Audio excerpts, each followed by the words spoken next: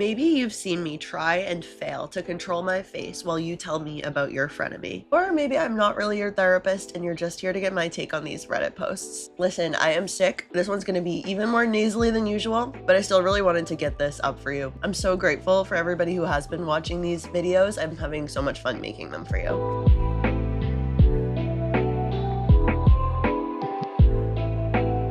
Overreacting, or is my best friend, she calls herself that, in reality a bad friend? Off to a messy start. It's never great when two people are not on the same page about being best friends. Someone's feelings are gonna get hurt. So recently nowadays, I am getting the feeling that my best friend, B, you're gonna call your best friend a B, huh? Is taking me for granted, not caring about my feelings, etc. I'm 16, female. All right, so we're talking about teenagers. Kind of have a soft spot for teenagers and adolescents after working in like group homes for so long. And one thing that's always stuck with me is don't underestimate teenagers. Yes, they still have a lot of developing to do, of course, but they are complex and sophisticated individuals in a lot of ways. And you have to remember how intensely teenagers are often experiencing their feelings because they're newer. As you age, a lot of the time you kind of get used to how to deal with certain feelings, and that can make them easier to manage over time. So I think so many times when teenagers are going through like complicated relationship dynamics, sometimes adults will call them dramatic or act like they are exaggerating their experience, when actually it is that intense. They're just having that experience for the very first time, and they haven't yet developed all the tools and skills that they will over time to deal with a situation like that. So nowadays, I have been observing that B is interacting a lot with a certain group in our class. One of the girls in that group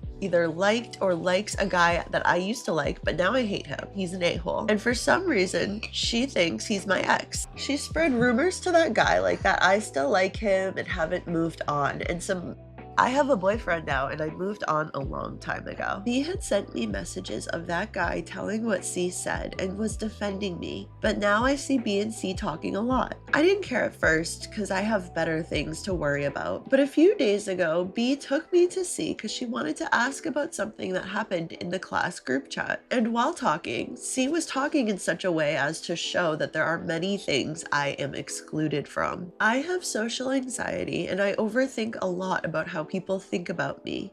B is one of my only friends. Then the whole day, B would suddenly just leave and go with that group. It wouldn't have been a problem if like she told me and she left and she didn't expect me to wait for her. For months during lunch break, I used to sit alone at a table next to B because she would go and sit with a friend of hers and sometimes that group. And then when I began sitting with some other nice classmates, she was like, "Why are you leaving me alone? I'm such an introvert. Don't leave me alone, please." Well, obviously that is unreasonable. You could definitely just be like, "You're the one who's leaving me alone," but also it's hard to imagine that she's not aware of that. That seems so disrespectful. It does make it sound like in her mind, like he's higher on the high school social hierarchy than you are, which I can't even tell you how meaningless that all is once you leave high school. But clearly it can feel really serious for a lot of people while you're there. And it's very scary to end a friendship if you feel like then you're going to be alone, even if the friend is not treating you well. OP should definitely see if she can get involved with anything outside of school and make some friends outside of school. Whatever your interests are, finding some like community group that aligns with them. That's something I always recommend because it was a lifesaver for me when I was getting bullied. I was bullied so much in middle school and high school, but having friends at camp and having friends at dance and having, you know, like family friends that didn't go to my school did help to protect against some of the negative effects of bullying. And I think it would apply in a case like this too, where you just don't have many friends. You know, OP's not necessarily getting bullied, but just the fact that outside of her friend B, she would be eating lunch alone, I feel like means that this would apply, that it would be helpful for her to make some friends outside of school so that she can meet some people who are totally removed from whatever the hierarchy is at her high school and however she ended up at the bottom of it. On her birthday, I couldn't wish her a happy birthday at 12 a.m. because my phone was broken. She knew it. And then when we met that day, she was complaining that only 10 people wished her happy birthday at 12 a.m.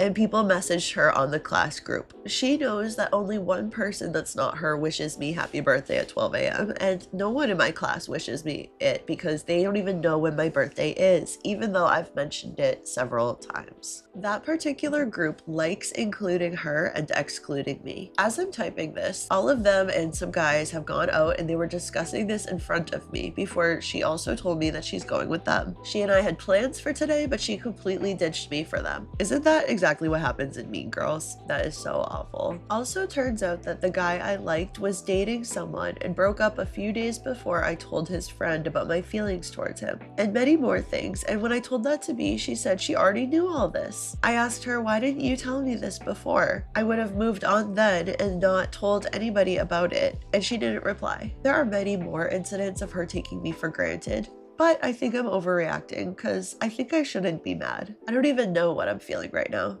Many times she has forgotten something I asked her to do or remember. So this week I didn't talk to her much and waited to see if she would notice, but she was too busy complaining about minor inconveniences. Is this badly worded? Yes, I am currently in a very emotional state. I think I should have written this later, but I'll forget or just think maybe I should give her another chance, like how it's been for months. This post was so new when I first saw it, and now it's removed. So I don't have any comments from this one today. You're only gonna hear my opinion on this.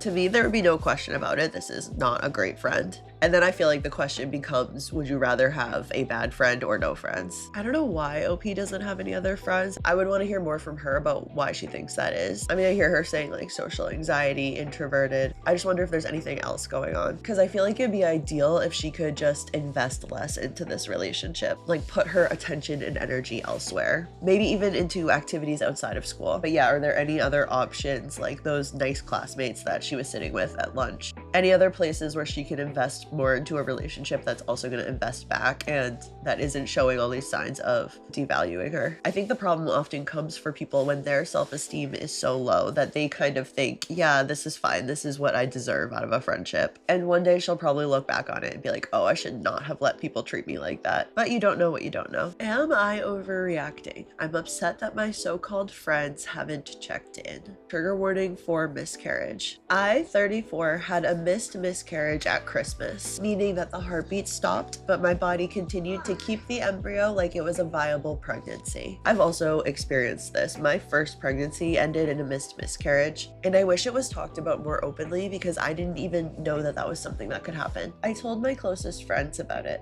I have a small circle of friends, all female between the ages of 30 and 34. And I told them individually rather than in the group chat because that felt more comfortable for me. This past week, I had to go get the embryo removed, which involved general anesthetic and a day in the hospital.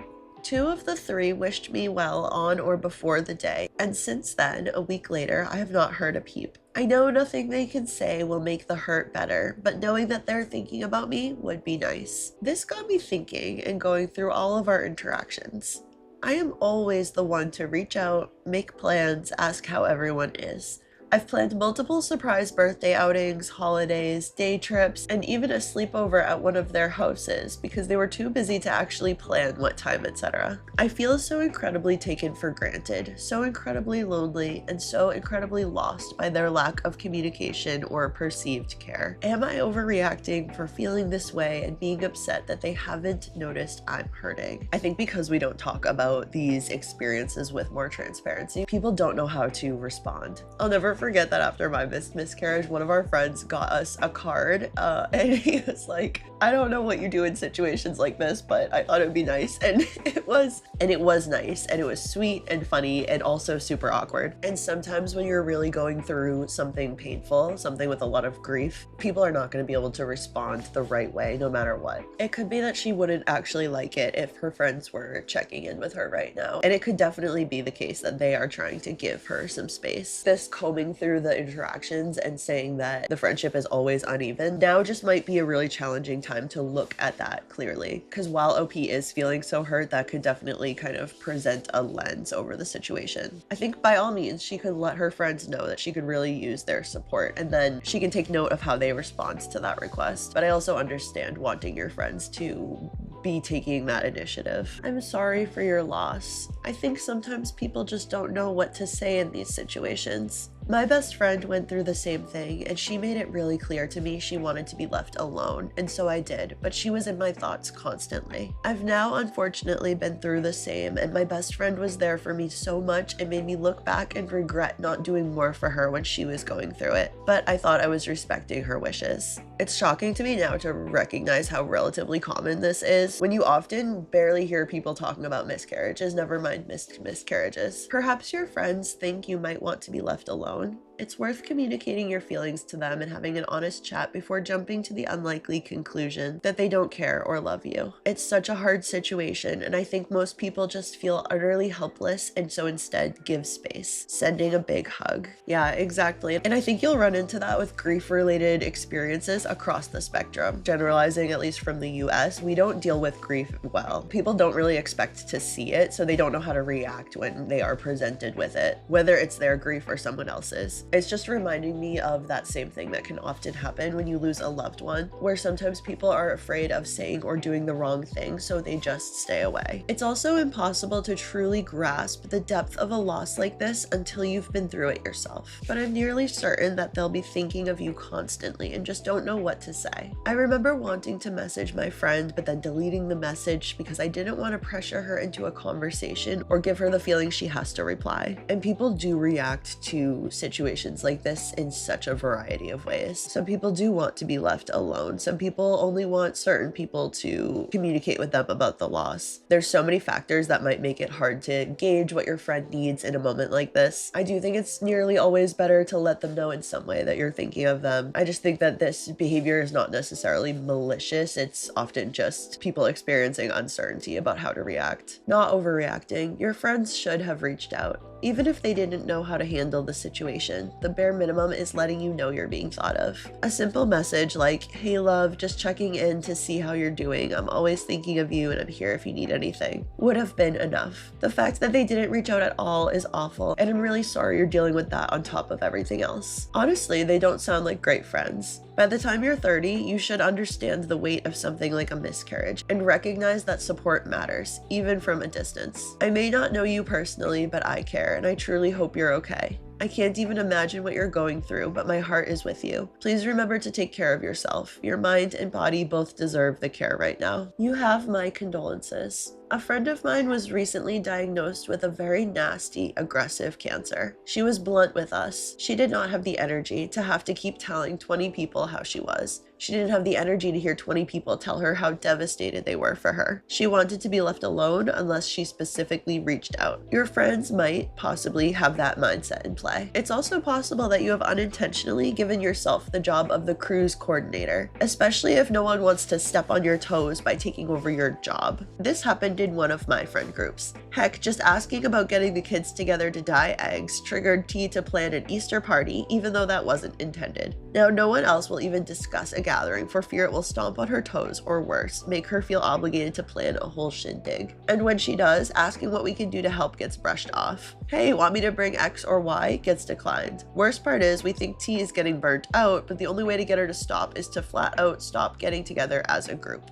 Kind of seems like someone else could just plan something, but okay. You're overreacting. I'm a woman your age, and if my friend went through this, I wouldn't know how to react in this situation either. Asking you, "How are you feeling?" sounds vapid because of course you're feeling terrible. Your friends are giving you space to show them how you'd like to proceed. They don't know if you'd like to talk about it or not, so they're waiting to take the cue from you. As for the other stuff, in my experience, friend groups have set roles. You've taken over the organizer role, and your friends don't think about it anymore. If you'd like them to do more, you need to explicitly tell them that you're feeling unappreciated because you're always the one to plan stuff. Just like with romantic relationships, communication is the key. Tell your friends how you're feeling. But remember that your friends are not your shrink. If you want to trauma dump, go see a psychiatrist. It is not trauma dumping to get support from your friends and talk to them about something that you're actively going through. Sometimes terms from the therapy world like trauma dump enter into the general consciousness with an extremely black or white understanding of it, where then it becomes don't talk to your friends about anything personal. It's great to see a mental health professional if you're really struggling with something, but it is absolutely also okay to connect with your friends about it. And by making things overly clinical and overly pathologizing things, we're losing some of those threads that build intimacy and community. This person responds to the last one and says, "Bad take. I don't know what to say. Literally anything. Anything about anything. What would you usually talk about? Talk about that. You don't have to talk specifically about the miscarriage. You're a bad friend. I don't care how busy you are. Literally just send a TikTok or reel to show that you're still their friend and aren't going anywhere." These women don't seem to care much about OP. The busiest person in the world will find time for a friend whose child has died, even if it's a few seconds to send a silly cat video. Ghosting your grieving friend is crazy. Some people are coming down really hard on the friends for the fact that they should have reached out. And I agree, they should. I just think it doesn't necessarily reflect anything malicious. It's just the dynamics of these friendships. And if they need to change, they need to change. I just wouldn't assume that it reflects that they don't care. I'm so sorry for your loss. You are clearly not overreacting. Perhaps your friends have never been through themselves or been close to someone who has had such a huge loss. Could you ask for support? Sometimes asking is the only sure way to let folks know what's going on and what you need. It's true, and you know I always think more communication is better. Then you have more information on which to make your decisions. Because there's a difference between the way someone acts after you've communicated and if they blatantly disregard what you've communicated with them about, versus a more ambiguous, like they're not meeting an unspoken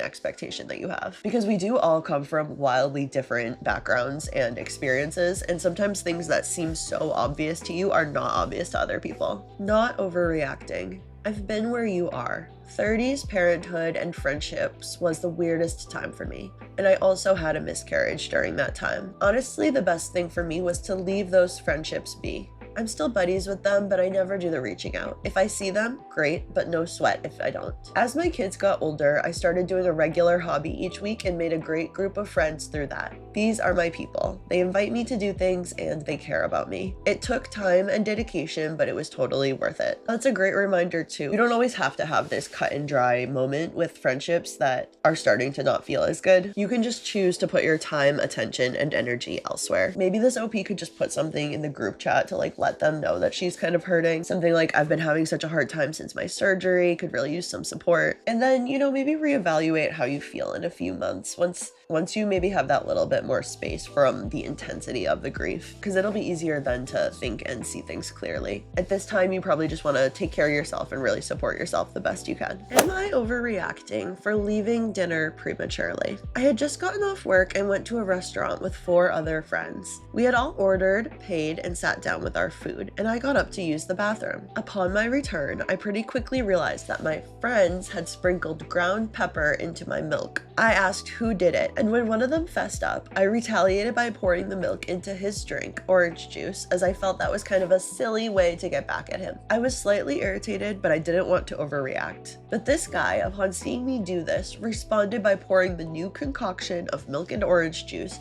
all over my plate of food, essentially ruining my $20 entree that I had just paid for. To me, this crossed a line, and I irritably got up and left the restaurant, drove home, and ignored texts from my friends telling me that I'm overreacting and I should just come back, as wasting my money wasn't that deep. Am I overreacting, or were my actions justified? I think these are teenage boys we're talking to. That is so over the line. I would be so pissed. I hate wasting food. I hate seeing food wasted. I would have been so angry if that happened to me. How old are you and your friends? Ruining food like that is so childish. Like, ruining your drink was not cool. Your retaliation was pretty justified in my opinion, and the retaliation on that was just shitty as F. You were even. Why escalate by ruining your meal? Not overreacting. Yeah, this reads to me like play aggression. OP's friend is getting some kind of aggression out, but like masking it as a joke. This person says, it could be abuse. They could dish it out, but they didn't want to take it. He probably would have reacted just as poorly if OP had just switched their drinks or sprinkled pepper in his. Info, how old are you two? Both of you acted like kids. I don't think that's fair. What are you gonna do in OP's position? Like, a realistic solution in that moment with all the social dynamics at play.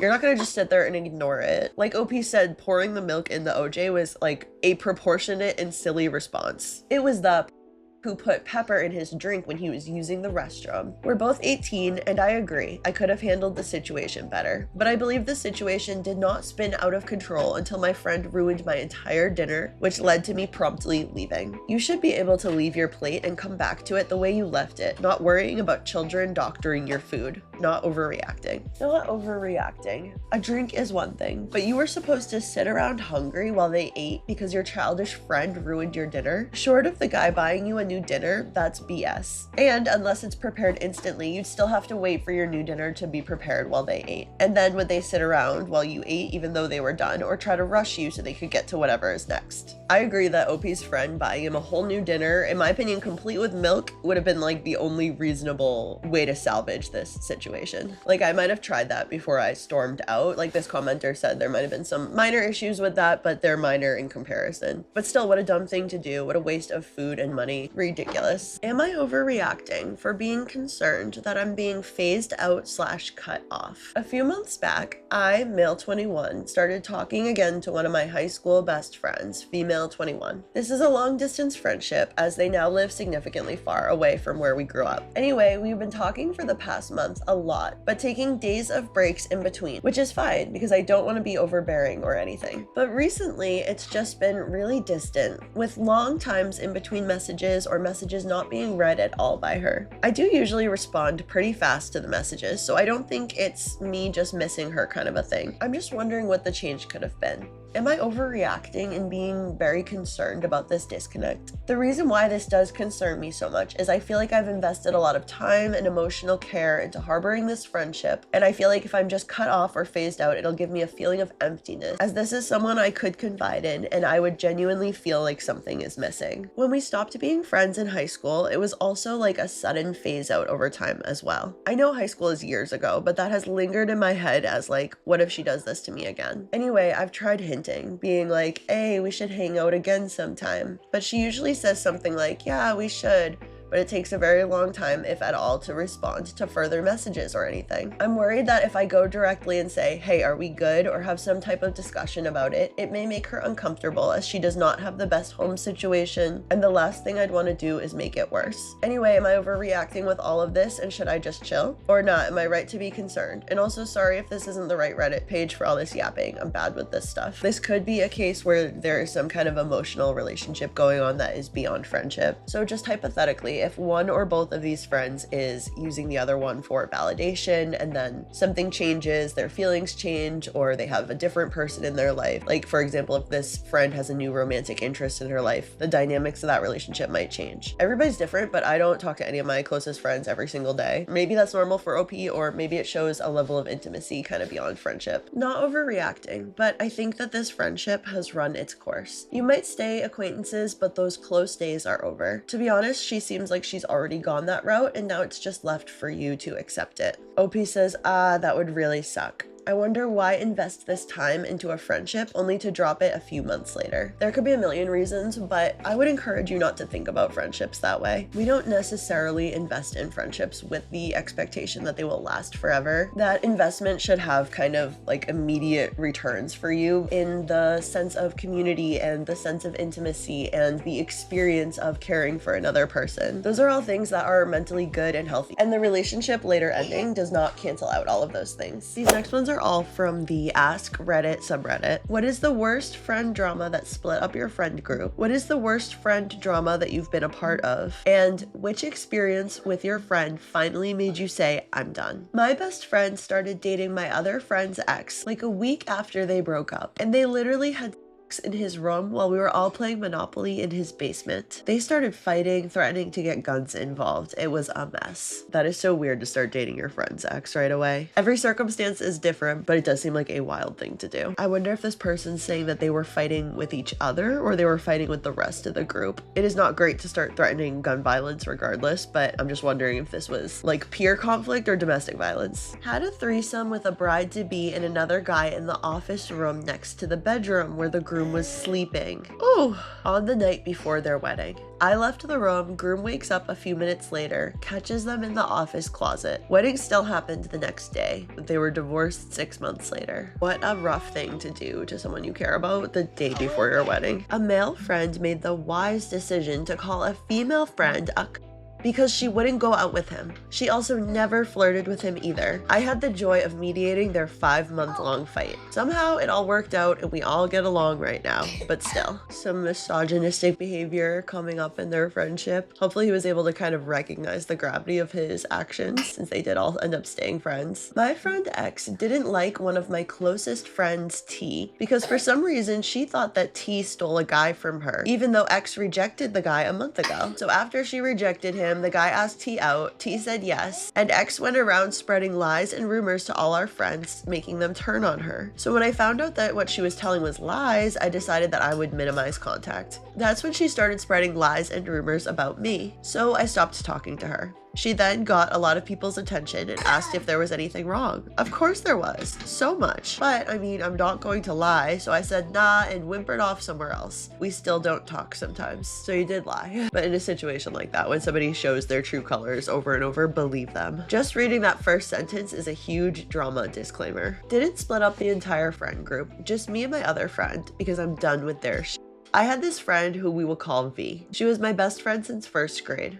We added my other best friend, J, to the group. Then in third grade, we added W to the group. Finally, in fourth grade, we added A to the group. We would occasionally fight, but nothing crazy. Anyway, they all had a different style than me, and the style I secretly had, they would always make fun of, so I pretended to fit in with them. Honestly, we were a pretty solid group until we added A. She completely changed V into a totally different, toxic person. I don't think that your friend getting a new friend can totally change them. I think what it does is it brings something out in them. Me, J, and W didn't understand it, so we broke into a different secret friend group where we were kind to each other and didn't make fun of each other. This happened over the summer before 5th grade. Eventually, we broke the news to them that we didn't like how they were behaving around the end of the summer. V took it well, but A didn't. Then we got our class/teacher. W is in a different grade, so that's why I'm not including her in this part. J, A, and V all got the same class. I was in a different class, and I was really upset. Once school started, V and A completely ignored me except for the occasional hi. J started hanging out less and less with me and more with them because I was ignoring her even though I devoted all my time to her. Then all of them would spy on me and paid people to pretend to be friends with me and listen in on my conversations. I would yell at them to stop, told teachers and parents, but that didn't stop them. They would spam text me rude things all the time and I eventually blocked them. To this day, they still spread rumors about me, but I shake it off at this point because their shit doesn't bother me anymore. Oh, it sounds like this person is very young. Relationships at these young ages, especially like going through middle school, can be so volatile because people haven't really, not that you finish forming, but you know what I mean? They haven't necessarily formed like the basis of their personality yet, which just makes it so much more susceptible to shifting and changing and different things coming out based on different connections that you make during that time. People can definitely still change an astonishing amount once they are into adulthood, when they meet someone new and that person brings out something different in them, but it's just so much less likely to be a complete 180 the way that it is in this story. I was in high school in the 90s. There was a girl a year ahead of me that would get furious at people but would never directly express it and seek resolution. This girl was on the flag squad. Each of these girls had their own friend group. When the first girl got furious, she would make up outrageous stories about people, call the flag squad, and start lying through her teeth. We lived in the middle of nowhere, so the flag squad idiots would all spread her lies to their idiot friends who spread those lies, and soon everybody was spreading her nasty rumors. She got super mad at me in the 10th grade. It got to the point that teachers were pulling me aside to talk about my addiction. It has probably been a decade since I've seen Mean Girls, but am I losing it, or are these all parts of the plot of Mean Girls? Art imitates life and life imitates art, right? She eventually destroyed her own friend group by saying 2 of her friends had an unconscious man that they brought home from a club, one after the other. The rat was wild with her lies. She's a nurse now and probably still creating drama to fuel her boring life. Wow.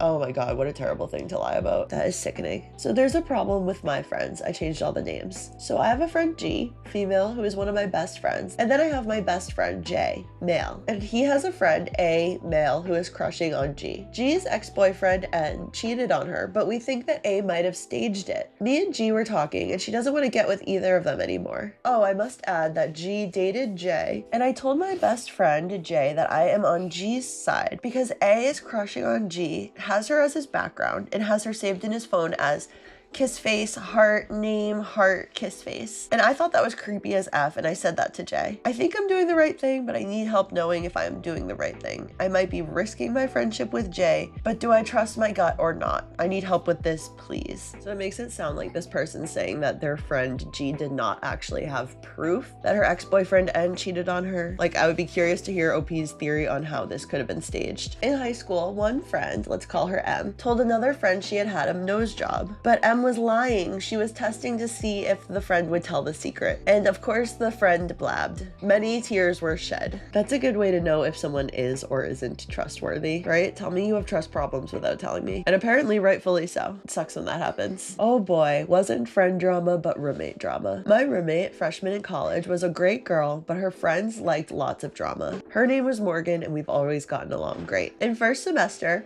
I was at my friend Logan's dorm. Our friend Kevin was there too. I had been dating this guy, Reese, for a while. Reese was from another school. He asked if he could crash in my room. I said sure and let him up. I write Morgan a note. We have separate bedrooms in our dorm. Morgan, I'm at Logan's. Reese is taking a nap in my room. I told him not to go in your room. Ooh, I think that would cross the line for a lot of people if you left a guy that your roommate doesn't know in her dorm. I leave and hang with Kevin and Logan for another hour, then decide to call it a night. I go up to me and Morgan's dorm. Morgan and 3 of her girlfriends are waiting for me at the counter. For simplicity purpose, the girlfriends will just be referred to as girl 1, 2, and 3. They are not amused. Girl 3, Rachel, what the F? Me, huh? What? Girl 2, you left a note? Some guy Morgan doesn't know is just here in your room? Reese had stayed over before with Morgan's knowledge. Me, that's my room, not Morgan's. I pay for that space. I can have whoever I want in there. Girl 1, you could have at least told her so she could lock her room. Girl 2, now you made Morgan feel unsafe. Morgan, no, but I was worried that he did something to you and wrote the note himself. Oh my gosh, well I feel like just her saying that is where her mind went shows that she did feel unsafe. This is such a tricky topic because it's so unfair for innocent men to be treated like predators and treated like they're gonna do something bad, and it's so unfair that so many women have learned that they have to keep that perspective as a matter of survival, and all of the responsibility for all that unfairness falls squarely on the predatory men and the many ways that our society doesn't hold them accountable, which I think we do move towards doing more and more, but obviously there's still a long way to go. The way you're gonna perceive this situation is likely very colored by your experiences and the kinds of violence you've experienced or witnessed. Like when I heard that, I was immediately like, I would feel so upset if there was a guy I barely knew locked into my place of living with me. But for this commenter, it's clearly not even a thought. Girl 3, why are you being so nice? Me, and you guys didn't leave the room or check with Logan. Then I said, you know what? I'm not talking about this tonight. I go into my room and lock the door. Reese stirs, just waking up.